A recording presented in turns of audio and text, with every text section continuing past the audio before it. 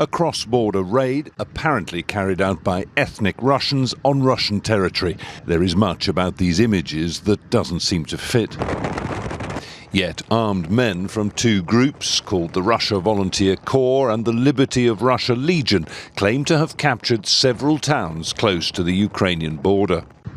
Forward units, they reported on Twitter, had entered the town of Voron, home to a Russian military base, where they used drones to attack the local headquarters of Russia's security service, the FSB.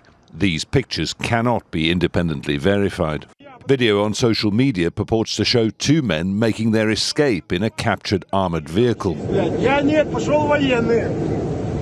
The fighters described themselves as Russian citizens opposed to the Kremlin.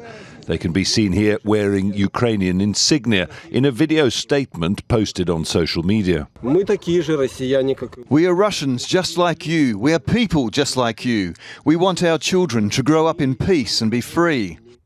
The statement rails against official corruption in Russia, a country described as a dictatorship, and it appears to threaten the Kremlin directly. Your support is what reminds us every day of our final goal, Red Square.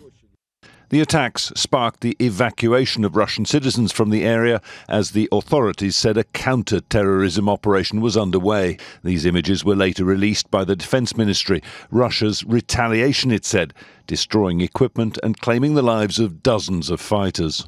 Speaking to reporters by phone, the Kremlin spokesman said the attackers were Ukrainian and suggested the threat of incursion justified Russia's invasion, or special military operation as he called it.